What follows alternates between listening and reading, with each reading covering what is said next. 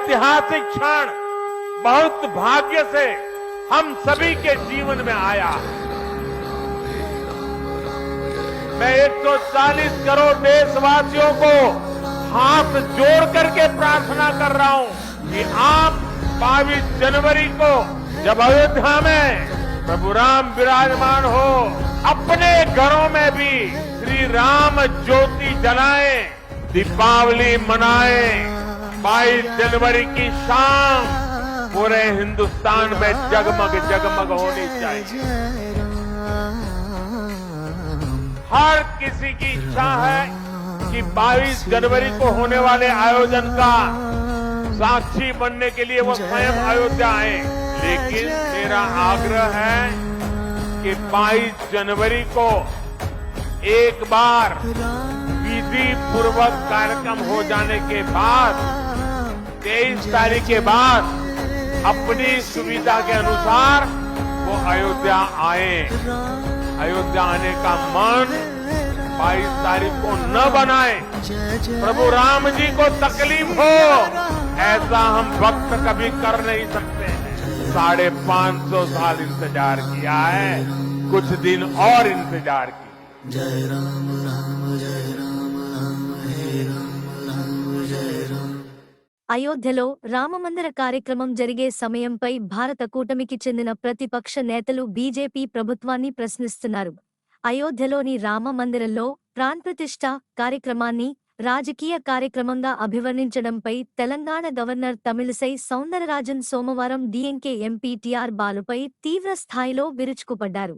కార్యక్రమానికి హాజరు కావడానికి విపక్షాలు విముఖత చూపడం వెనుక ఆంతర్యమేమిటని గవర్నర్ ప్రశ్నించారు. పవిత్రమైన పండుగను రాజకీయం చేస్తున్నారని ఆరోపించారు.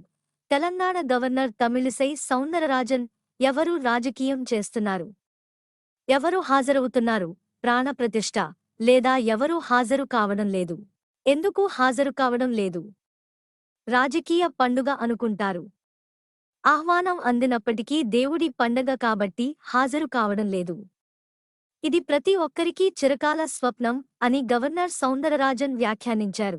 దేవాలయాల నిర్మాణం మరియు ఉత్సవాల్లో తమిళ రాజులు మరియు చక్రవర్తుల ప్రమేయంతో సహా తెలంగాణ గవర్నర్ చారిత్రక ఉదాహరణలను ఉదహరించారు. మన ప్రధానమంత్రి నేను ఉదహరించినట్లుగా తమిళ రాజులు మరియు చక్రవర్తులందరూ దేవాలయాలు నిర్మించారు. ఆలయాన్ని పూజారులు నిర్మించినా దానిని జరుపుకునేది రాజులే. వారు పండుగను ముందుకు తెచ్చారు. కుంభాభిషేకం వారిచే ప్రారంభించబడింది. తమిళ సంస్కృతి అలా ఉంది. అప్పుడు ప్రధాని కార్యక్రమానికి హాజరవ్వడాన్ని వారు ఎలా అభ్యంతరం చెబుతారు? ఇది వారి రాజకీయం అని ఆమె నొక్కి చెప్పింది. రామాలయ కార్యక్రమాన్ని కాంగ్రెస్ దాటవేయడంపై శివసేన ఎంపీ స్పందిస్తూ నలుగురు శంకరాచార్యులు కూడా డీఎంకే ఎంపీ టీఆర్ బాలు జనవరి 22న నిర్వహించనున్న ప్రాణప్రతిష్ఠ వేడుకపై అభ్యంతరాలు వ్యక్తం చేశారు. దీనిని రాజకీయ ప్రయోజనాల కోసం ఉపయోగించుకుంటున్నారని సూచించారు. అయోధ్య రామ మందిర ప్రారంభోత్సవం ఆధ్యాత్మిక కార్యక్రమం కాదు, అది రాజకీయ కార్యక్రమం. 2014లో అధికారంలోకి వచ్చినప్పటి నుండి బీజేపీ ఎన్నికల హామీలను నెరవేర్చలేదు. వాగ్దానాలు. అయోధ్యలో రామమందిర నిర్మాణాన్ని తమ ఘనతగా చూపుతూ ప్రజల దృష్టిని మళ్లించేందుకు ప్రయత్నిస్తోంది అని బాలు అన్నారు. భక్తిని రాజకీయ కారణాలతో ఓటు బ్యాంకుకు వినియోగించుకోవడం భారత సార్వభౌమాధికారానికి, రాజ్యాంగానికి విరుద్ధమని, ఇది దేశ భవిష్యత్తుకు మంచిది కాదు అనడం వెనుక చాలా రాజకీయ అజెండా తప్ప నిజమైన భక్తి లేదు అనడంలో ఎలాంటి సందేహం లేదు. కాగా టీఆర్ బాలుకి ప్రజల నుండి విమర్శలు తప్పవు.